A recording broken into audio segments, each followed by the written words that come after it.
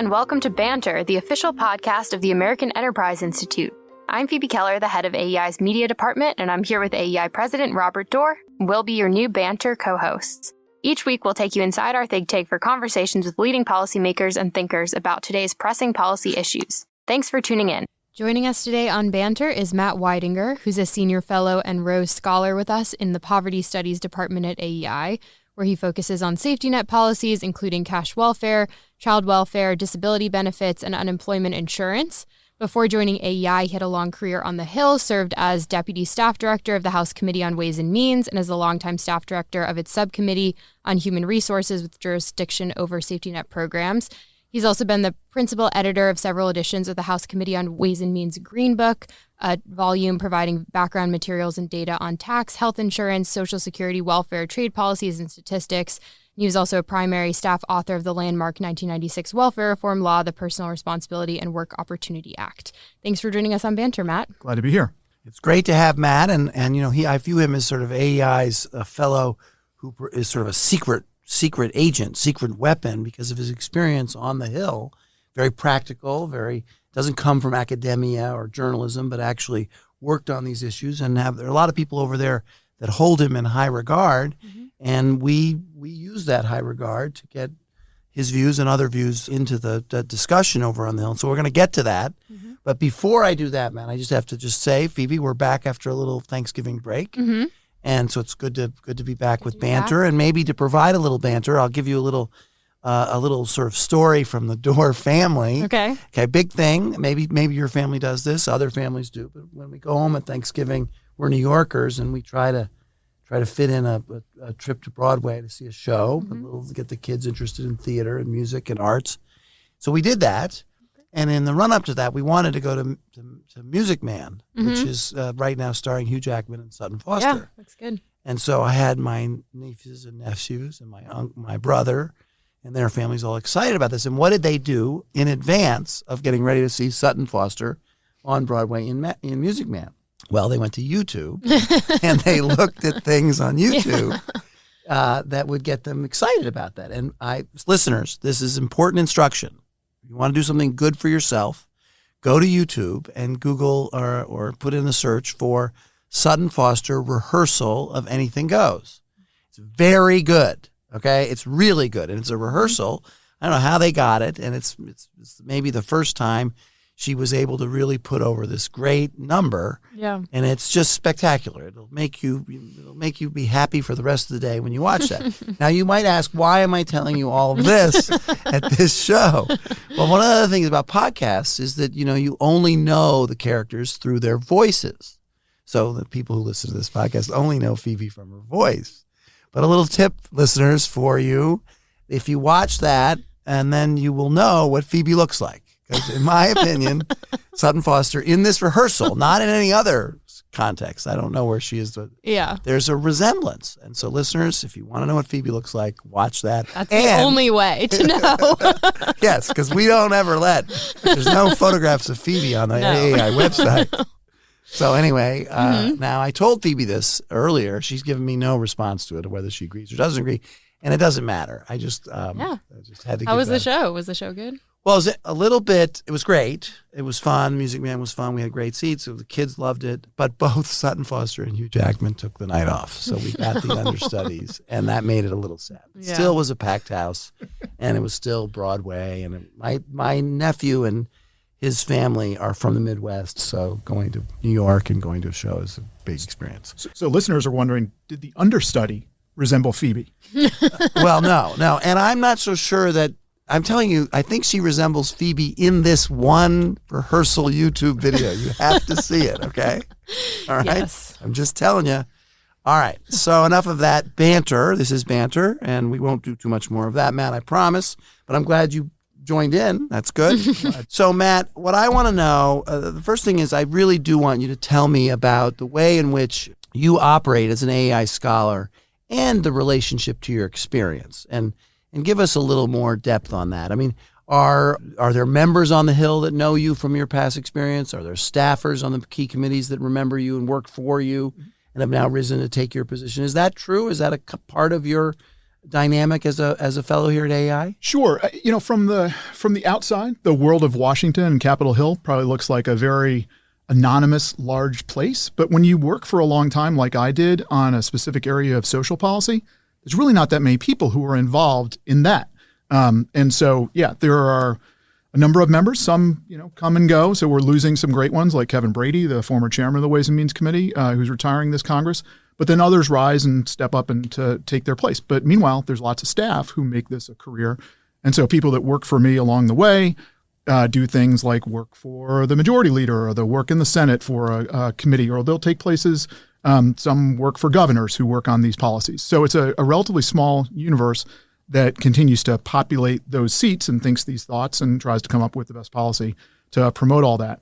My MO in what I do now, and I've been here for about 4 years, is sort of a continuation of what I did on the Hill. So not only do I continue to work on the same issues, policies, sets of stuff that I did then, but I also think about what I do as significantly advising policymakers, right? So, we in these roles read the news, look at what Congress and the White House are trying to come up with, and comment on that. And some significant part of what I do is try to help members decide what the right things are to do, and also, of course, advise them what the wrong things are to not do. And so that's kind of how I view my role in what I do now. And I'm going to get into the sort of broad social policy view and the chapter you wrote for Paul Ryan's volume that came out. But before I get to that, Phoebe did mention that you played a role in the formulation of the welfare reform bill and the act and the implementation of it and the monitoring of it. And I just wanted to get your sense of sort of, if one key element of that bill on that one program, the Temporary Assistance for Needy Families program, was a work requirement or work expectation, how did that play out? And what lessons do you think it provides for the way we look at other social benefit programs? Sure. Yeah, so the 1996 welfare reform law, kind of this long culmination of a relatively long process that started in the 1980s, really accelerated when Bill Clinton said he wanted to end welfare as we know it in the 1992 campaign. He ended up not doing that after getting elected, and so Republicans campaigned on a contract with America that said, hey, one of the things we really want to do is reform welfare. And then Clinton ultimately signed that Republican-drafted welfare reform law. One of the major things that did was it changed the expectation over welfare checks in the country. So the basic payments to primarily single moms with kids who are low income, it went from basically expecting very little to expecting the moms to do something in exchange for those benefits. And so that changed the dynamic of who's collecting benefits, what's expected of the people who are collecting benefits, how quickly they leave benefits because you're helping them go to work. And for some, they never went on benefits because there was this new expectation you had to do something in exchange for benefits. Some people were working and not telling the welfare office they were working, so couldn't be in two places at once in effect, so the welfare rolls dropped for those reasons. Others were successfully helped to go into the world of work. And so those are all good things, including because taxpayers are paying less to individuals that really can and should support themselves. And more of them are actually in the workforce. The labor force participation level for never married mothers and for single women generally went up. And we've had some trouble with labor force participation lately in other contexts. But for that period of time, this group that had been out of the labor force re-entered the labor force. Right. And if the idea was always to get them a job, it was an effective way of getting them a job. That's right. And that conditionality works two ways. It's most often commented on in the media and politicians in positive and negative ways, saying, oh, well, this is a requirement on individuals. And, some people make it sound stern and bad and, all that. But really what it was a requirement that states engage individuals and try to help them, right? Mm-hmm. So it's one thing to run anonymous welfare programs that churn out checks every month and convince ourselves that we're being compassionate by sending out all these checks to, basically subsidize people not working and not care that they're not working and not care that they're not moving up the ladder like other Americans do. It's a very different thing to operate a program that has appropriate conditions that I think most taxpayers, most workers think are reasonable, that say, hey, we want to help people, but we want people to help themselves too. And that conditionality, I think, was one of the fundamental changes that was made in 1996. And is it fair to say that conditionality in that program, which was a big change for millions of recipients of assistance, has stayed in place? That's true. And a lot of people have gone to work, and labor force participation among that group has grown. All good. And states have, in various ways, tried to do what you say they're being held accountable to do. We haven't spent any more money. The actual dollars invested has remained flat. So it's one program that's actually seen over time a savings. Yep. So all that's happened. But meanwhile, and goes to another part of your work, how big is the rest of the safety net that is all around it, and where is there work conditionality in any of that? So I think of this kind of as a balloon, right? So we squeezed one part of the balloon that was the former AFDC program created by Franklin Roosevelt in the New Deal that became the Temporary Assistance for Needy Family program in the 1996 Welfare Reform Law. Meanwhile, liberal advocates in D.C. are not sitting still, right? So they have pushed to expand the other parts of the welfare state. And by that, you think primarily about things like food stamps, but also housing, and then other programs that evolved that have been generically known as work supports that are designed to basically pull along the same direction as welfare reform had, which is, people think about welfare reform often in the form of sticks, but there were also carrots that were involved. So the child tax credit was created in 1997 that subsidized low-income parents going to work.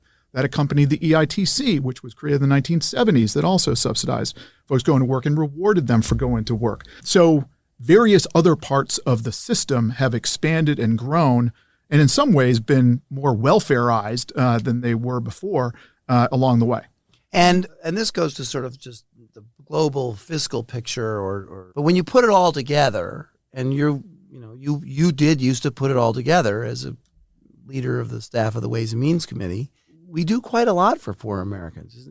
Give me a sense of the size of the safety net and its growth. Sure. Even while we did this tough welfare reform thing that saved money in this one area, the fact is the welfare system in general has gotten bigger, adjusted for inflation. Absolutely. So intrepid listeners may want to turn to American Renewal, the volume that Angela Rashidi, Scott Winship, and I just did a chapter in that was edited by Angela Rashidi and Paul Ryan about reforming the safety net. And in that, you will see one of the first things we have is a chart that lists all of the 80-something federal means-tested benefit programs. And that's so big that it actually occupies several pages in the chapter.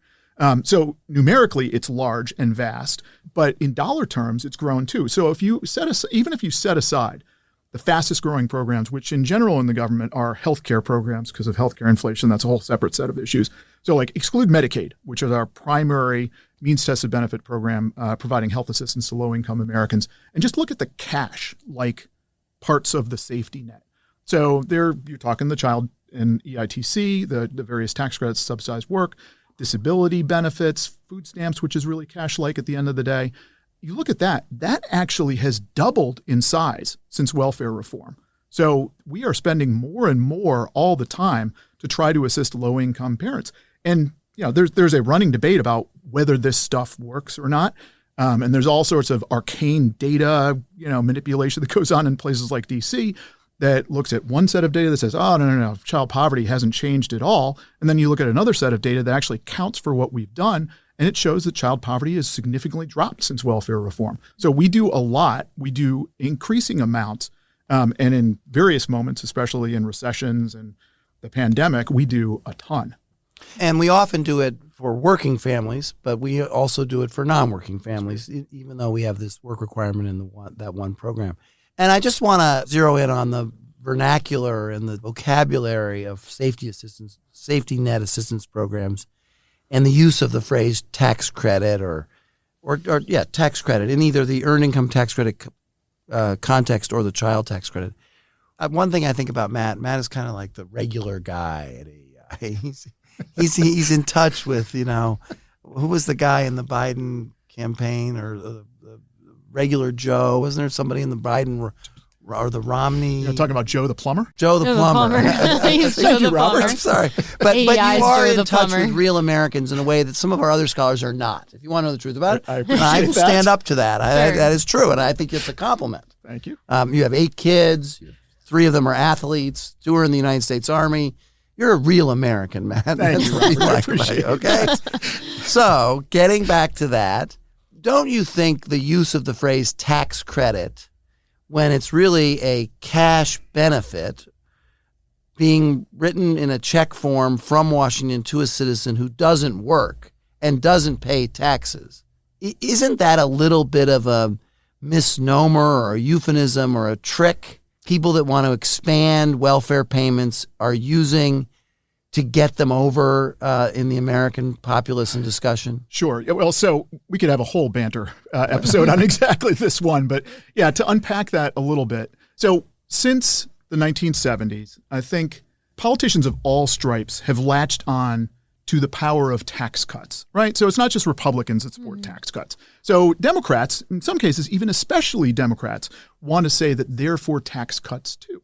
But they don't want tax cuts for rich people. They want tax cuts for poor people. But the problem with that is poor people don't really pay a lot in taxes because they tend not to earn that much. And they especially don't pay a lot in income taxes. So these federal income taxes, which is what the ones in Washington are only talking about. They don't set sales taxes at the state level. They don't set property taxes at the state level.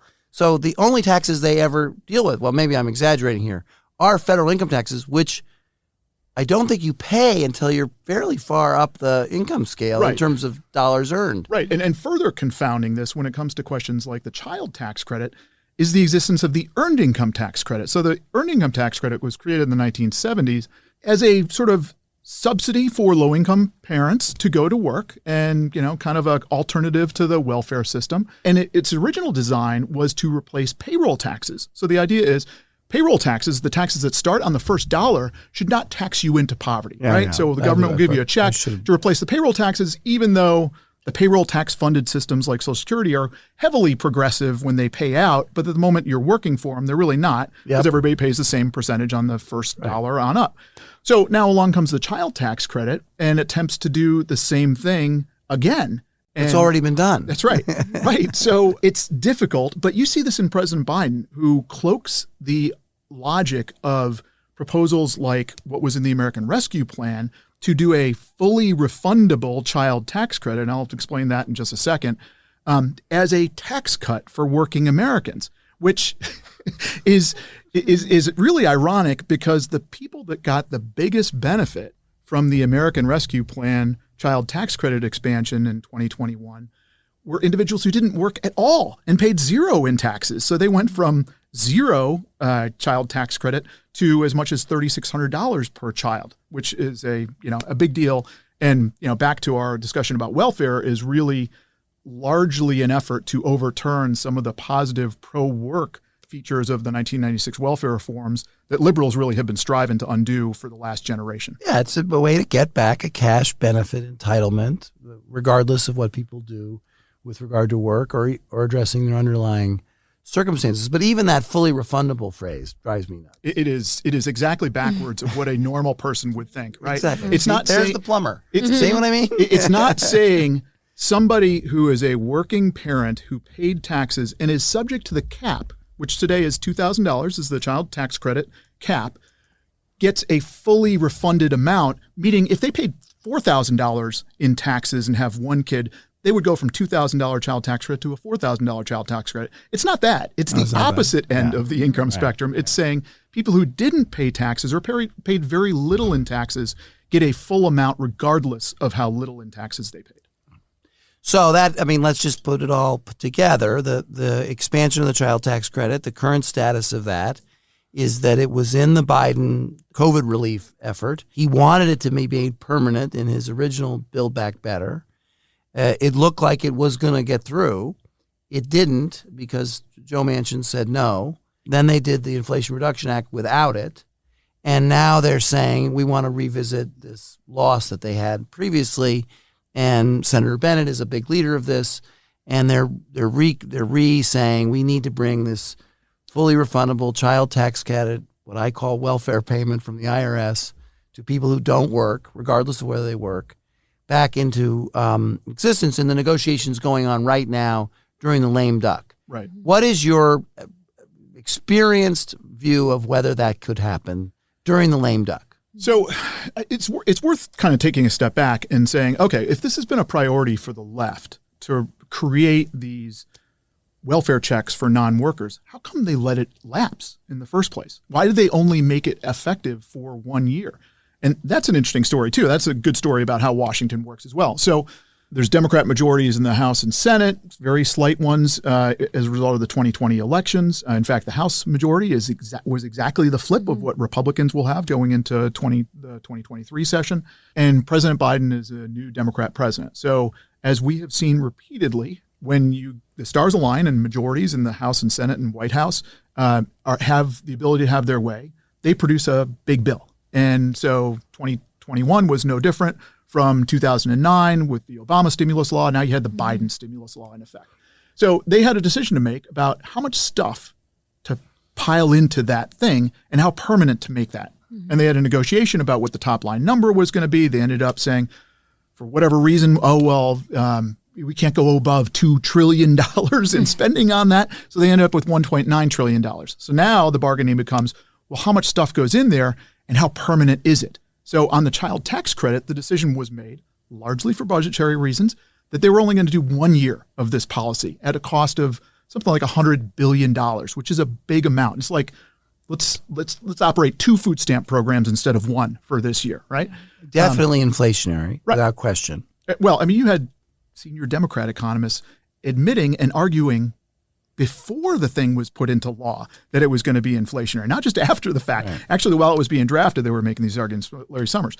So they did it for 1 year, primarily for budgetary reasons, because had they put this policy in place permanently, as President Biden had said he wanted to do, it would have cost $1.6 trillion over just the first 10 years. So, this enormous amounts of money go into this new regime of government checks being paid out. I mean, the numbers here are really staggering. So the child tax credit, in addition to being increased and the sort of welfareized feature that we're talking about, was made payable on a monthly basis for the first time in the bottom half of 2021.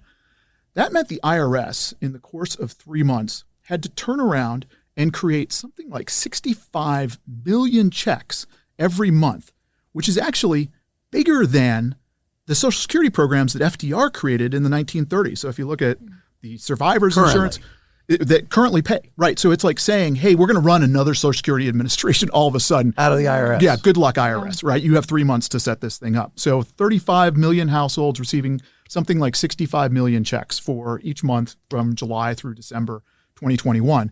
And then it stops because of this sort of budgetary calculation that they went through saying, well, we only want to seem to pay for it for a year. We'll figure it's going to be so popular that there'll be a groundswell of support for this. And what they really didn't count on was Joe Manchin and unified Republican opposition in the Senate that said, hold on a second, this is pro-welfare. Well, we can't afford it. You covered a lot of issues there, but I think you do shortchange the fact that you could justify it being temporary because we were in the middle of the lockdowns associated with COVID.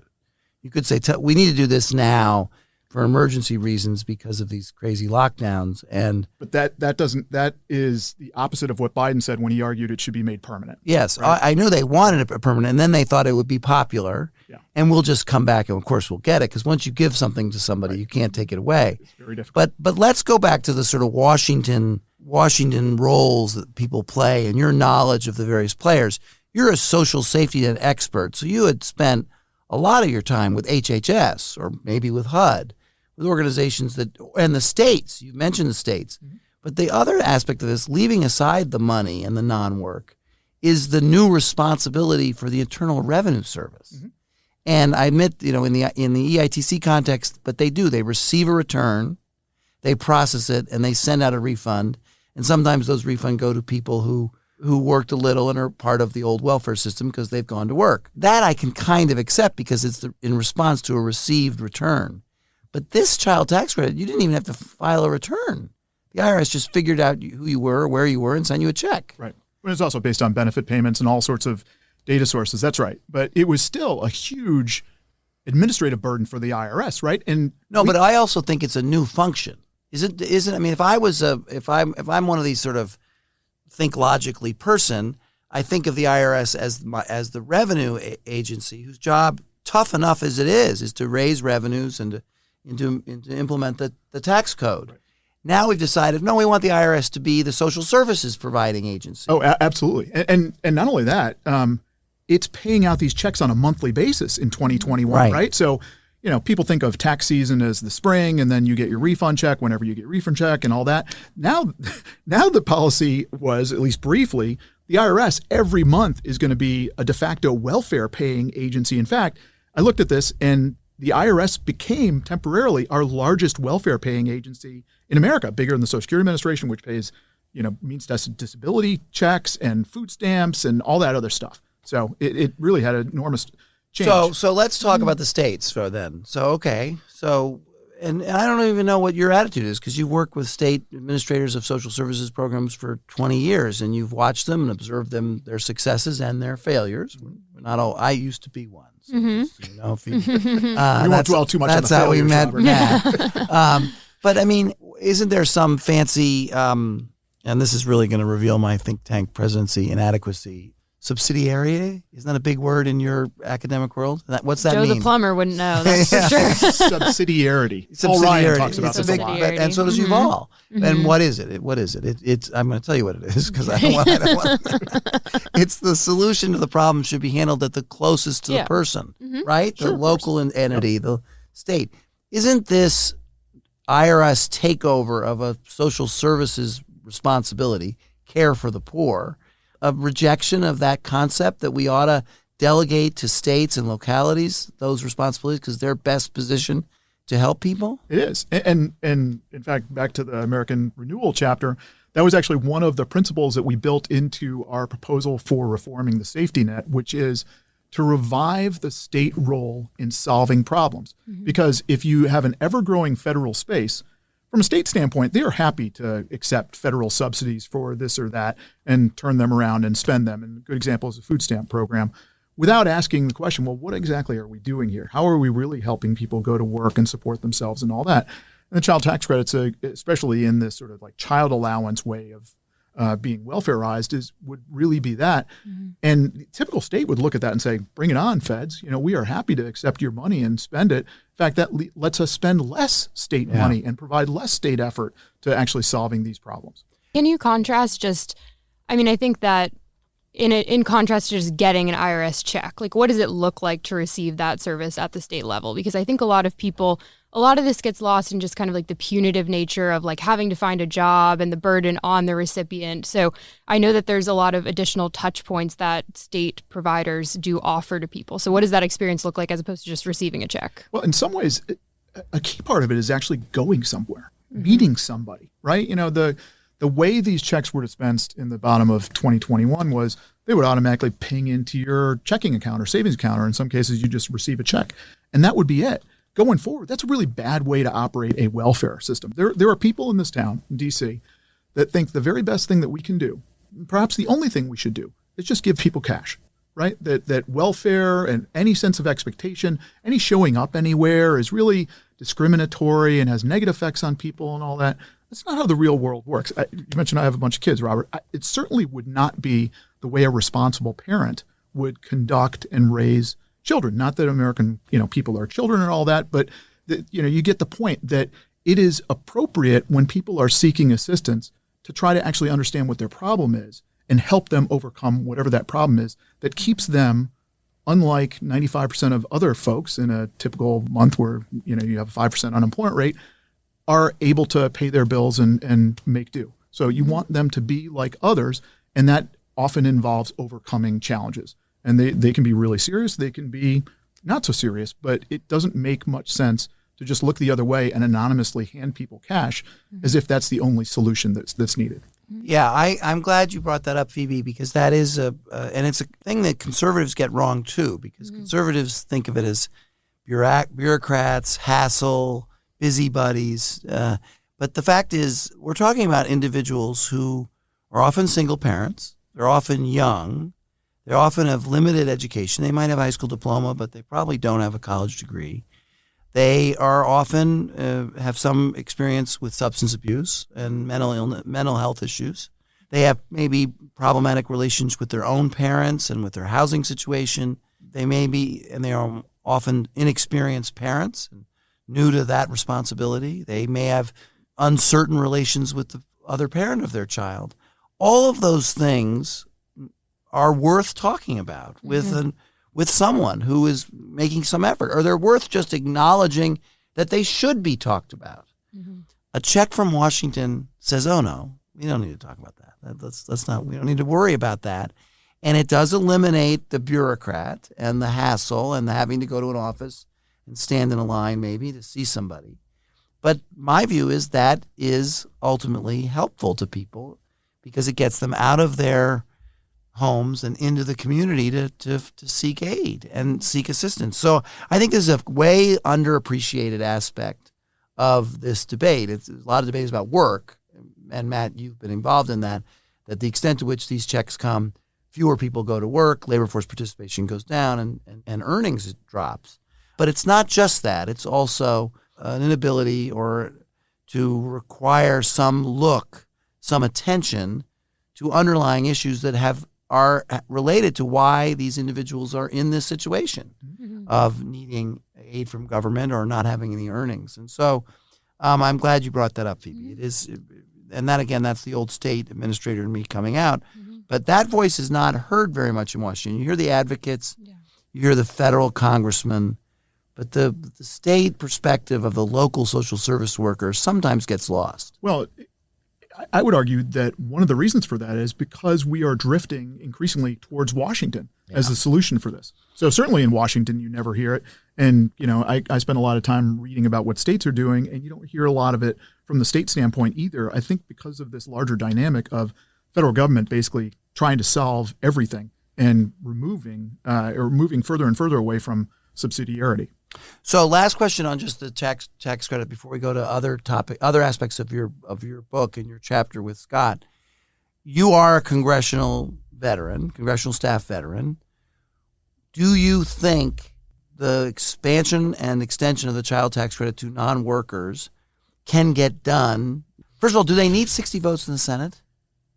And can get done in lame duck? They do need 60 votes in the Senate because there is not a reconciliation bill that I think is available or can be quickly dusted off and rushed through in time to make this work with just 50 votes. So that's a pretty high bar for the Senate. You have to get, in the current... It's not just Joe Manchin. That's right. You need to get 10 Republicans to come out to the other side, plus Joe Manchin and all the Democrats. Is there some sweetener that the Democrats can give the Republicans that would make 10 Republicans vote for this expansion of welfare? Well, so the left has been publishing reports in recent months in its various salons in D.C. about, wouldn't it be great to trade a revival of the sort of welfareized child tax credit with whatever business tax breaks the right is looking for.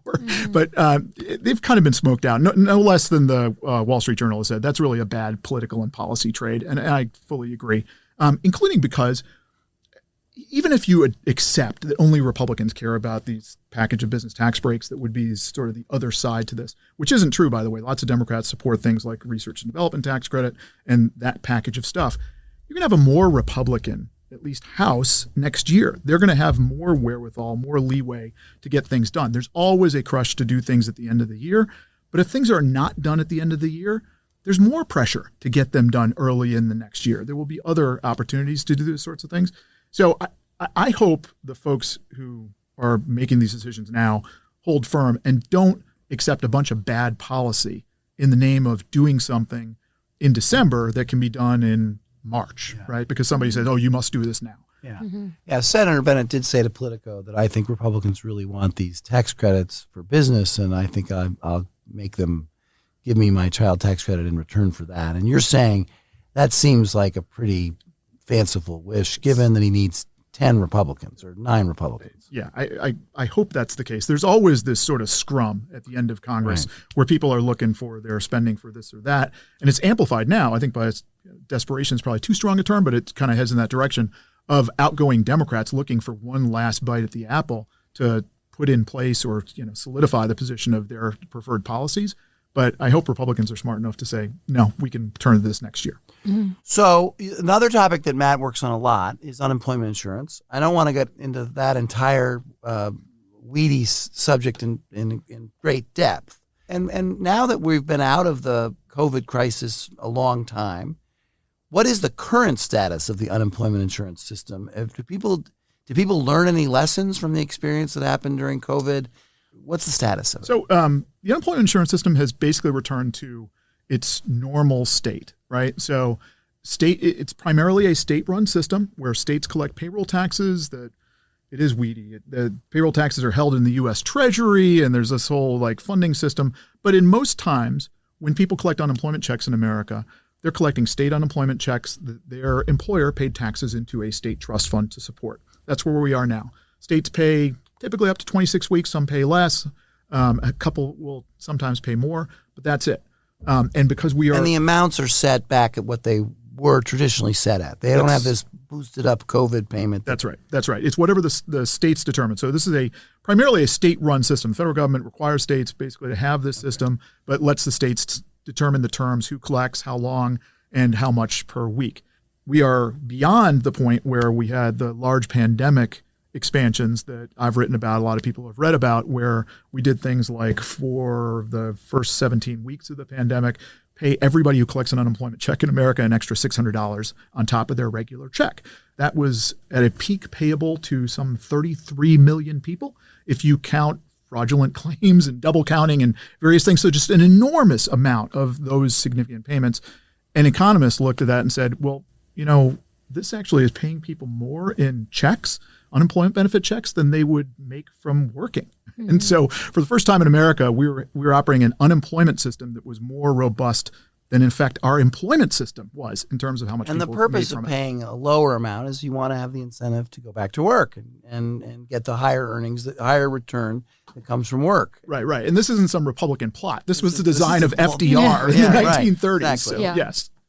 Okay, so that's that. And what else in your volume, in your chapter, in the Paul Ryan American Renewal chapter, that you want to highlight, that you and Angela and Scott are particularly proud of as a new thing that you think is worth talking about? So we basically proposed three things. Number one, we would reform the tax credits, the child tax credit and the earned income tax credit, to make it be more work and more pro-marriage. So there are some ways that the earned income tax credit, especially today, actually discourages two individuals from getting married because their two payments as individuals would be less than their one payment if they were married.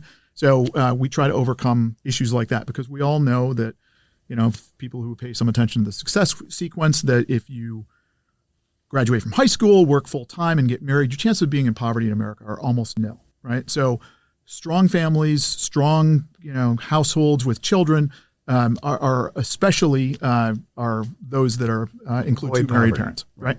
Those tend to avoid poverty the most. So we reform the tax credits to be pro-work, more pro-marriage. The second thing we do is what I've sort of previewed before. We look at the current system and ways in which, especially federal funds, are used to wholly pay for what can be loosely called welfare benefits. So food stamps, housing, disability checks, things like that, where the states are often administering these systems, and they are perfectly happy to accept 100% federal funding to turn around and send that money out for reasons that we talked about. And we say, you know what, this is really a bad idea, right? Because we shouldn't be subsidizing. We should be paying more for what we want and less for what we don't want. And so what we propose is, over time, reducing the amount of federal funding for some of these major welfare benefits to not 100%, but to 50%, saying the states actually have a responsibility here too. Now, I don't know how many state administrators or governors listen to this podcast, Robert, but if they did, they would be outraged at this point. Yeah, I know. I use this proposal. I do a lot of things at AI, so I don't follow every chapter of every book that we put out. When I heard this at the Paul Ryan event, I was thinking, oh my God. That's not the end of the story. So the rest of the story, it goes something like this.